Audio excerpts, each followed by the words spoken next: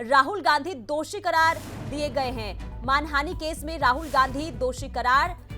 तो ये बड़ी खबर आपको बताते हैं, राहुल गांधी दोषी करार दिए गए हैं। मानहानि केस में राहुल गांधी दोषी करार दिए गए हैं। ये बड़ी खबर सामने आ रही है। राहुल गांधी के लिए बड़ी खबर, जहां सूरत कोर्ट ने दोषी करार दिया है राहुल गांधी को। मानहानि केस का ये पूरा मामला जिसमें दोषी करार दिए गए हैं राहुल गांधी। ये बड़ी खबर सामने आ रही है। राहुल गांधी के लिए मुसीबत बढ़ती हुई नजर। आपको बता दें कि सूरत कोर्ट ने ये फैसला सुनाया है और राहुल गांधी को दोषी करार दिया गया है। तो मानहानि केस का ये पूरा मामला जिसे लेकर आज कोर्ट में सुनवाई हुई और सुनवाई के दौरान मानहानि केस में राहुल गांधी को दोषी करार दिया गया है।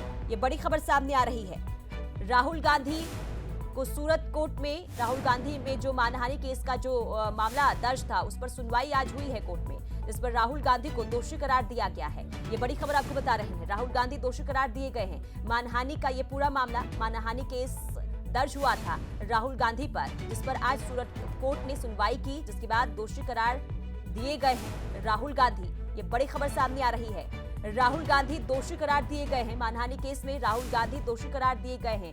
कोर्ट में सुनवाई हुई सूरत कोर्ट में, जिसके बाद ये जो है पूरा फैसला आया है। राहुल गांधी दोषी करार दिए गए हैं। अब देखना यही होगा कि आगे जो है राहुल गांधी क्या कदम उठाते हैं, क्योंकि मुसीबत जो है राहुल गांधी के लिए बढ़ गई है। मानहानि केस में राहुल गांधी दोषी करार दिए गए हैं। सूरत कोर्ट में दोषी करार दिए गए हैं। सुनवाई आज मानहानि केस को लेकर हुई, जिसमें दोषी करार राहुल गांधी दिए गए हैं। ये बड़ी खबर सामने आ रही है। राहुल गांधी दोषी करार दिए गए हैं मानहानि केस में और सूरत कोर्ट में आज सुनवाई हुई, जिसके बाद ये फैसला और दोषी करार दिए गए हैं राहुल गांधी। तो मुसीबत राहुल गांधी के लिए बढ़ती हुई। ऐसे में देखना ये होगा कि राहुल गांधी आगे क्या करते हैं, क्या आगे का कदम राहुल गांधी का रहने वाला है। और विनय सिंह हमारे संवाददाता जुड़ चुके हैं लाइव। विनय, राहुल गांधी दोषी करार दिए गए हैं, क्या है ये पूरा मामला, जानकारी दे। लगभग साल 2019 लोकसभा चुनाव के आसपास की बात है, जब राहुल गांधी एक सभा कर रहे थे और उस सभा के दौरान राहुल गांधी ने प्रधानमंत्री के उपनाम को लेकर एक टिप्पणी की थी और कहा था कि क्यों सभी चोरों के उपनाम एक जैसे होते हैं। और इसी को लेकर गुजरात के नेताओं ने, जो गुजरात बीजेपी के नेता हैं, कुछ विधायक हैं, उन्होंने आपत्ति जताई थी और कोर्ट में मुकदमा दर्ज किया था। आज राहुल गांधी खुद कोर्ट पहुंचे थे और चूंकि कोर्ट ने बुलाया था तो इसलिए कोर्ट भी पहुंचे थे।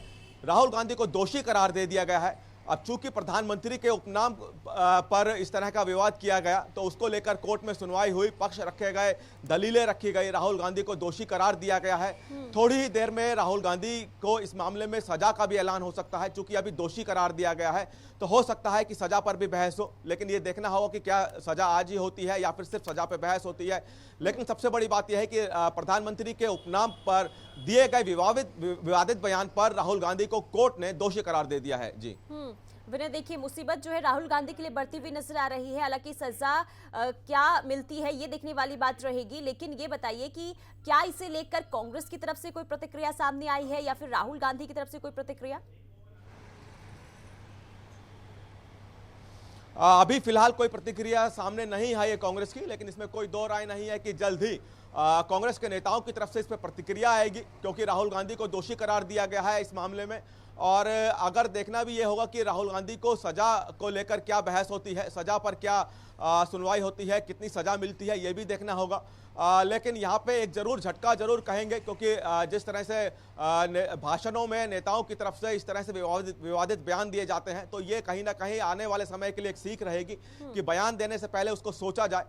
राहुल गांधी के लिए जरूर ये कहेंगे कि थोड़ी सी मुश्किल यहाँ पे जरूर होगी, मुसीबत जरूर होगी, क्योंकि इस मामले में उनको दोषी करार दिया गया है। इंतजार करना होगा कि क्या सजा उनको होती है और क्या सजा, चूंकि ये जिस तरह से यहाँ पे उनको दोषी करार दिया गया है तो ये माना जा रहा है कि उनको जो सजा मिलेगी उस पर जमानत भी हो जाएगी। लेकिन अगर ये सजा बड़ी होती है तो थोड़ी दिक्कत हो सकती है। लेकिन यहाँ पे जिस तरह से दोषी करार दिया गया है लंबी दलीलों के बाद, ये राहुल गांधी के लिए जरूर एक झटके की तरह है। जी ठीक है विनय, ये भी बताइए कि ऐसे मामलों में सजा का क्या प्रावधान है?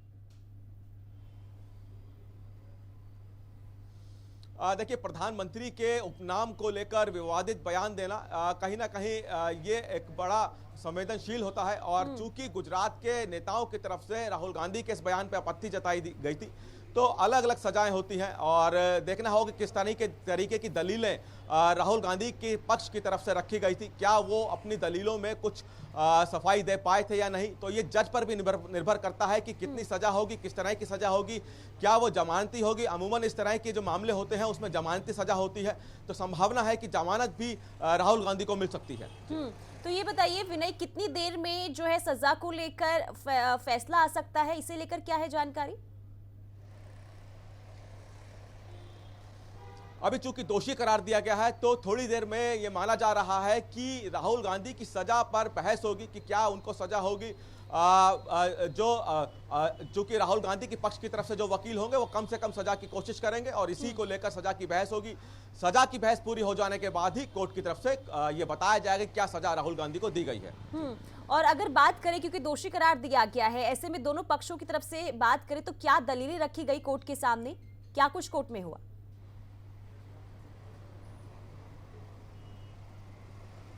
अगर बात करें गुजरात बीजेपी की, तो उनकी तरफ से कहा गया कि प्रधानमंत्री के नाम पर इस तरह से उपहास नहीं उड़ाया जा सकता, प्रधानमंत्री के उपनाम को लेकर विवादित बयान नहीं दिए जा सकते। तो वहीं राहुल गांधी की तरफ से जो वकील पेश हुए, उन्होंने कहा कि ये एक राजनीतिक मंच था और वहां पे इस तरह की बातें हुई हैं।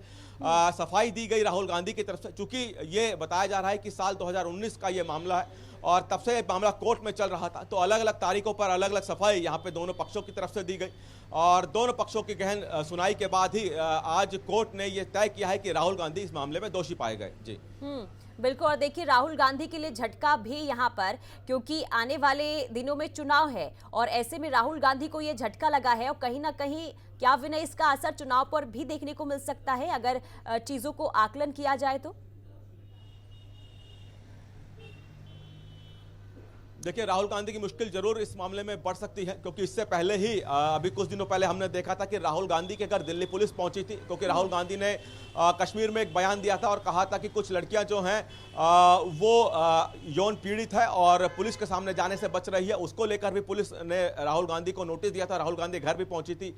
अब दूसरी तरफ एक ये मामला है जहां राहुल गांधी को दोषी करार दिया गया है, तो जाहिर तौर पर बात है मुश्किलें बढ़ सकती हैं। और चूंकि अब चुनाव अगले साल होने हैं, तो ऐसे में और ज्यादा कितनी मुश्किलें होती हैं आने वाले समय में राहुल गांधी के लिए, यह भी देखना होगा। जी देखिए, जिस तरीके से आपने भी जानकारी दी विनय कि इससे पहले भी राहुल गांधी के घर पुलिस पहुंची थी और अभी जो है राहुल गांधी को दोषी करार दिया गया है। ऐसे में राहुल गांधी के लिए झटका तो है ही, साथ ही साथ पूरी कांग्रेस पार्टी को लेकर भी, क्योंकि चुनाव है और ऐसे में देखना ये भी होगा कि राहुल गांधी की तरफ से साथ ही साथ कांग्रेस की तरफ से इस पूरे मामले में क्या प्रतिक्रिया सामने आती है। ठीक है, बने रहिए विनय हमारे साथ। एक बार फिर से खबर ये बता दे, राहुल गांधी दोषी करार दिए गए हैं। मानहानि केस में राहुल गांधी दोषी करार दिए गए हैं। सूरत कोर्ट में आज दोषी करार दिए गए हैं। थोड़ी देर में फैसला आएगा, देखना ये होगा कि आखिर क्या सजा राहुल गांधी को दी जाती है। लेकिन 2019 का ये मामला, जिसे लेकर राहुल गांधी को झटका लगा है। 2019 में जब चुनाव हो रहा था, इस दौरान गुजरात में राहुल गांधी ने प्रधानमंत्री नरेंद्र मोदी के उपनाम को लेकर बयान दिया, जिसे लेकर बीजेपी के तमाम नेताओं ने इसे लेकर विरोध भी जताया था और अब जो है इसे लेकर मुसीबत राहुल गांधी की बढ़ती जा रही है।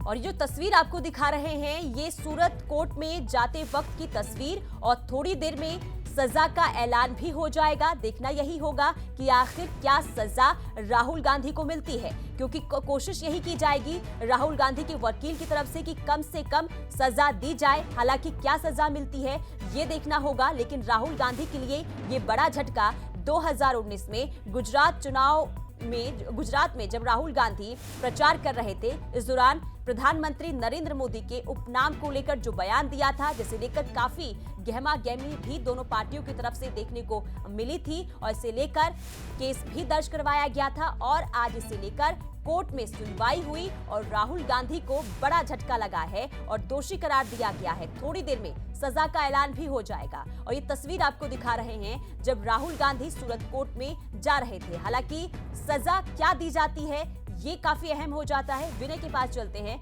विनय, देखिए, दोषी तो करार दिया गया है, लेकिन यही देखने वाली बात रहेगी कि आखिर सजा कितनी होती है, सजा क्या मिलती है। हालांकि कोशिश राहुल गांधी के वकील की तरफ से पूरी की जाएगी कि कम से कम जो सजा है वो राहुल गांधी को मिले।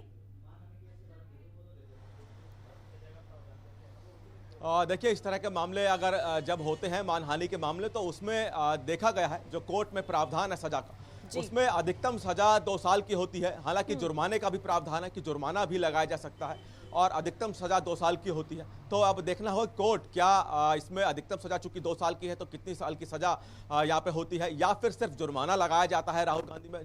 चूंकि बहस भी होगी सजा पे, तो राहुल गांधी के वकीलों की तरफ से कोशिश की जाएगी कि कम से कम सजा या फिर जुर्माना लगाकर इस मामले को खत्म किया जाए। लेकिन वहीं जब अगर बात करें कि जो गुजरात बीजेपी की तरफ से जो मामला दर्ज किया गया था, वो जारी तौर पर कोशिश करेंगे वहां के वकील की ज्यादा से ज्यादा इस मामले में सजा हो। और चूंकि अधिकतम सजा 2 साल की है, तो अगर अधिकतम सजा 2 साल की हो जाती है तो थोड़ी सी मुश्किल यहाँ पे राहुल गांधी के लिए जरूर हो सकती है।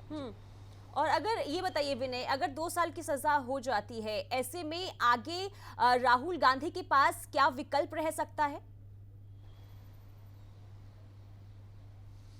देखिए, मानहानि के मामले में जमानत एक विकल्प रहता है। जमानत यहाँ पे इसमें कोई दो बड़ी बात नहीं है कि अगर सजा होती है और अगर जेल की सजा होती है तो राहुल गांधी के वकील हाथ के हाथ वहाँ पे जमानत के लिए भी अपील करेंगे और संभावना पूरी है कि वहाँ पे जमानत मिल सकती है।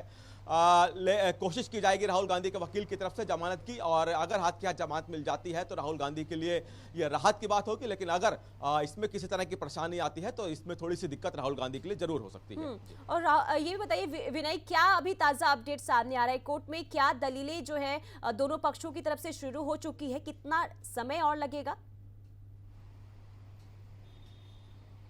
अभी चूंकि सजा यहाँ पे होनी है और अभी दोषी करार दिया गया है, तो थोड़ा सा समय अभी और लगेगा कि जब सजा पर बहस होगी।